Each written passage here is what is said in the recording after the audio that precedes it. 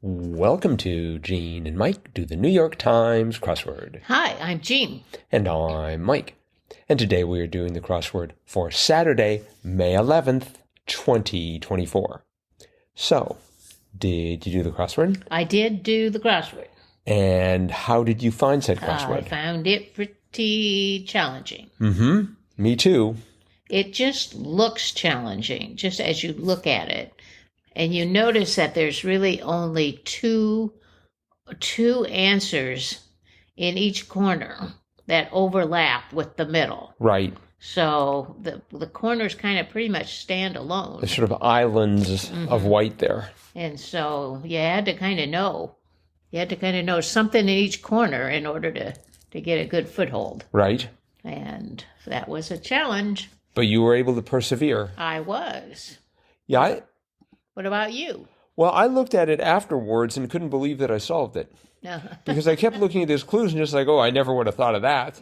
And I never would have thought of that. And I thought it about just about every single answer. But somehow just managed to struggle through. Actually, there were one or two that were, I thought, in the top left corner, there were sort of confidence builders. Two down, less cluttered was neater. Right. And I put that in and I thought, is it going to be that easy? And it was. Yes. And then the one next to it, Model X and Model Y, Teslas. Right. That too was a gimme for me, even more of a gimme. And so the one next to it, though, I found quite interesting. I did not know this. Top 5 boys' name every year from 2004 to 2010 per the Social Security Administration. Ethan. Ethan, yes. Did you know that Ethan was that popular? I did not know that. I knew it was pretty popular. Mm-hmm. If there are any Ethans listening, hello, and drop us a line, crosswordpodcast@iCloud.com, and let us know if you were born between 2004 and 20... No, we don't need to know ages. The next one, too, was one I got right away, 5 down, which was something about Persia. Right? Many are Persian. Many are Persian rugs. See, I went for cats. Oh. Because there is such a thing. As a Persian cat. Yes. But eventually I had to sort of rescind that because 16 across, quick way to make dough. I had the word cash, and I was trying to figure out something to do with starting with a T for the second word, but it worked better with rugs and G for grab, cash grab. Cash grab, yes. 6 down, gross home, ? Was NPR. I know. I put sty. Oh, nice. But no, it's NPR for Terry Gross. Right. Did you know 19 across, the ring-shaped bone that supports the skull? Atlas? No, I did not. I believe, if you had asked me, I probably without any letters couldn't have figured that out, but I think I might have had I think I had the A, T, and L, and that was sort of, and I knew after, with 3 out of the 5 letters, it's like Atlas, that's right, because the skull is supposed to be being held up by this bone. Right. So. Makes sense. Yep, it does. Let's see here. Cheerios alternatives was Tatas. Yes, that's 24 across. 24 across. I thought it was going to be Oreos for a bit. I had Odeos. Oh. Odeo. Because there is a cereal called Odeo, and I think it is sort of a generic form of Cheerios, but it really is Odeos with an S. So how do you spell that? Oateos? I-O, I think. O-A-T-I-O. Really? Odeos. Huh. But it was Tatas, which I looked up. Well, that's British. That's British. British. Tata. Of course. But it's kind of an organic, healthy alternative cereal. Tata? It's made with millet. Oh. Yeah. Sorry, I was thinking about the British saying, see you, ta-ta, and I thought that was supposed to make you healthy. Oh, I see. Yeah, probably. But there is also an organic cereal made with millet called Tatas. Really? Okay. Yeah. I wonder if it's sold in Britain. I think it is. I don't know if we have any British listeners. As far as I know, we do not. 14 down, it would have been really convenient to know that answer because it occupies so many letters. Yes. 14 down, 2000 sitcom about a woman with amnesia.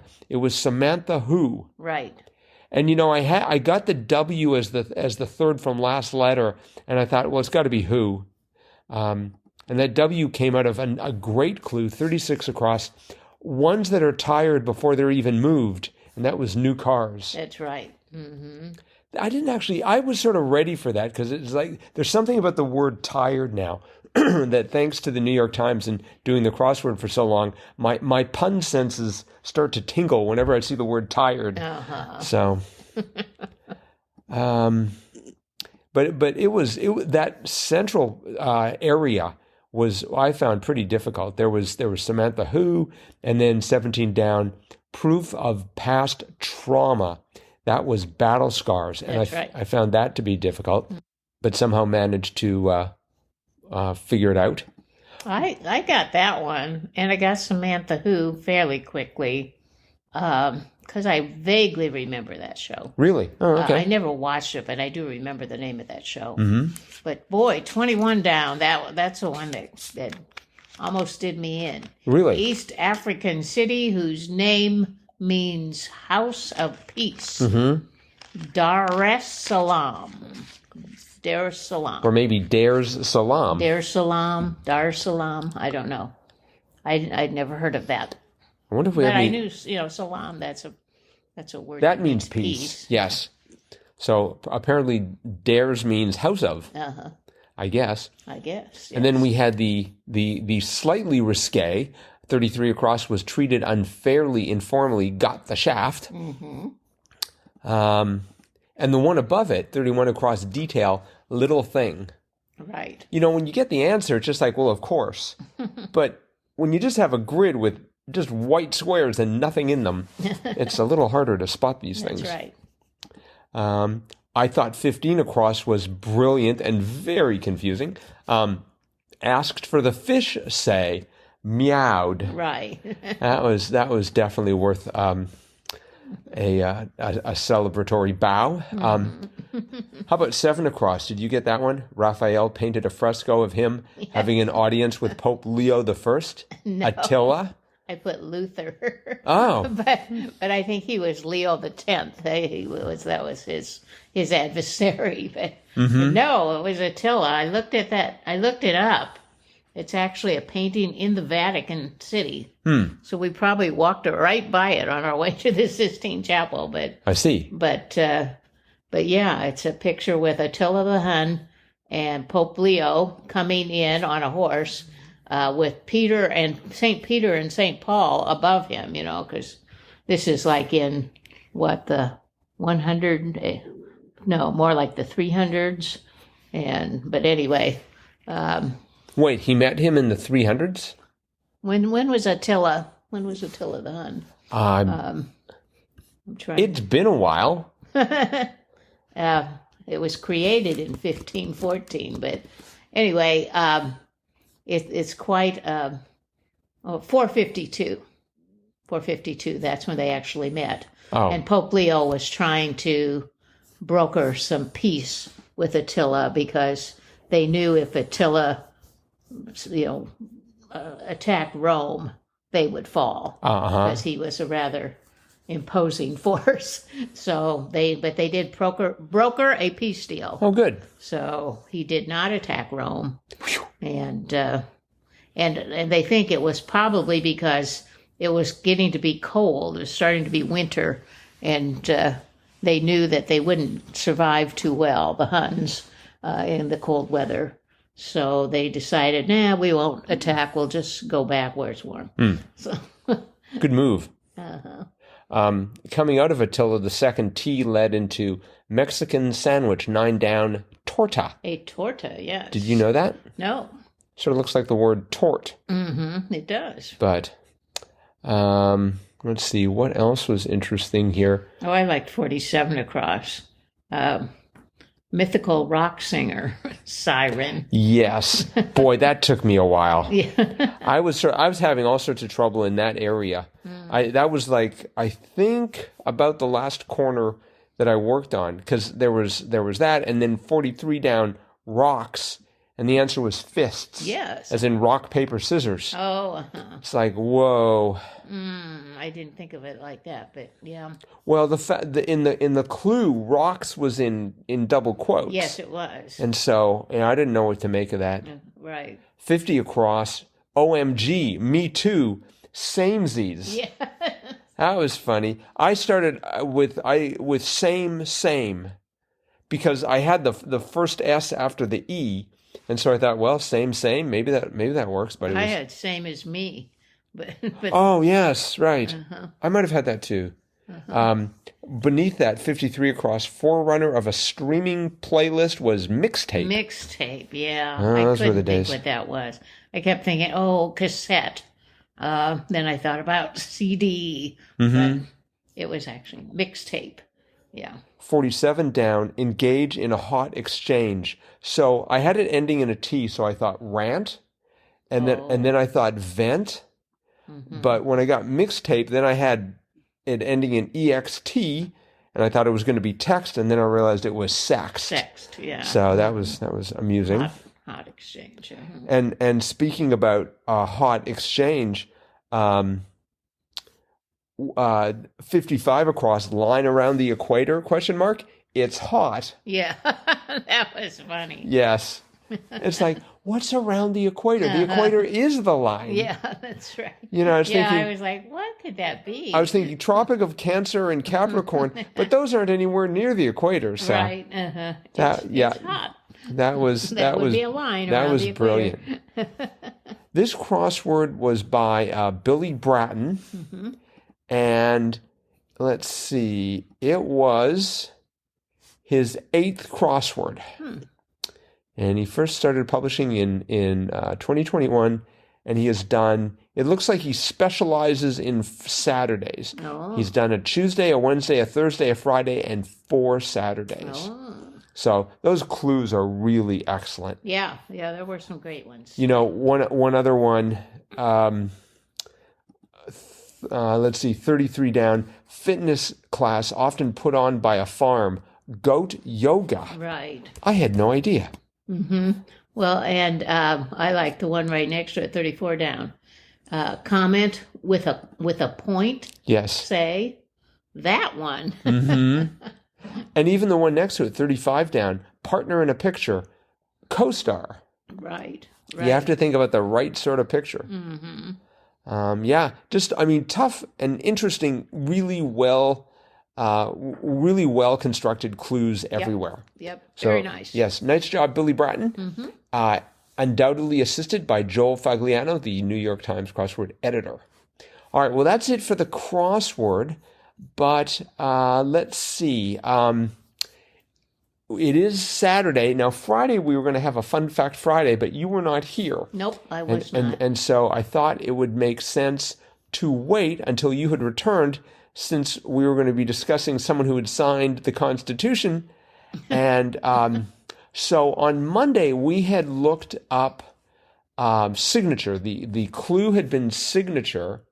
I'm sorry, the answer had been signature, and the clue almost always for signature was John Hancock. That's correct. Except for one day when it turned out, or one day way back when, it turned out that the clue was Button Gwinnett.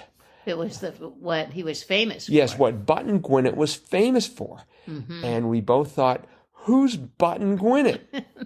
And so here are a few words from the Encyclopedia Britannica. Button Gwinnett, born 1735 in Gloucester, Gloucestershire, England, and died May 16, 1777, St. Catherine's Island off of Savannah, Georgia, was an American merchant, patriot, and signer of the Declaration of Independence, known chiefly because his autographs are of extreme rarity and collectors have forced their values to a high figure. In 2001, one of his 36 autographs sold at public auction for $110,000. Wow. Gwinnett emigrated from England to Georgia sometime before 1765. In Savannah, he pursued commercial interests as a trader, and in 1769 was elected to the Georgia Commons House of Assembly. Suffering from financial distress in 1773, he left political life. In January 1776, however, he re-entered politics and was elected a delegate from Georgia to the Continental Congress, and as such signed the Declaration. Returning to Georgia, Gwinnett was elected Speaker of the Provincial Assembly and was a member of the convention to frame a new state constitution. I guess he was just in the constitution-writing business. In 1777, he was appointed acting president and commander-in-chief in Georgia after his predecessor, Archibald Bullock, died. He then was unsuccessful in his attempt to win election as governor of Georgia. He died from wounds received in a duel with Lachlan Mackintosh, a continental general whose brother Gwinnett had arrested. I know. You should never really have a duel with a continental general, I guess. And brother of a felon. Right. All right. Well, that was Fun Fact Friday, temporarily renamed Fun Fact Saturday. Right. That alliteration is missing, but that's the way it goes. And but since it is Saturday, we will, on schedule, pick Jam Kotwa, our Gene and Mike Crossword of the Week Award. And this week, we look back, as usual, through all the crosswords of the week. We had some good ones. We did indeed. Today's was definitely a runner-up. Oh, yeah. I thought it was pretty sharp. But we went for Thursday. And do you want to talk about why we went for Thursday? I liked it because it was tricky and clever. Yes. It was the one with the Roman numerals in it, the clues that said always ended with in old Rome. So the first one, 16 across, was used extreme caution in old Rome. And the answer was walked on eggshells, but it wasn't really walked on eggshells because the on and the E of eggshells all had to go into the same square because there weren't enough squares. But since O-N-E spells one, you could put an I in there because that's the Roman numeral for one. And so then you would have walked on eggshells.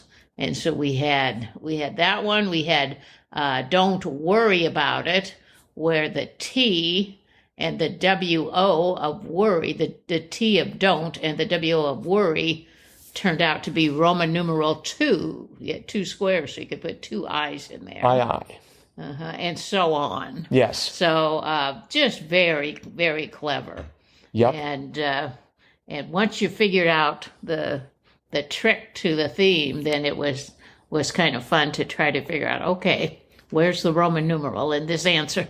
And who was the creator of said crossword? That was Joe DiPietro. Joe DiPietro? Congratulations. Well done. Well deserved. It was an awesome crossword. Yeah. And if you feel so inclined, if you want to add one more award to sort of decorate your trophy shelf there, we have a Jam Kotwa certificate signed and ready to send your way. You bet. Just drop us a line, crosswordpodcast at icloud.com.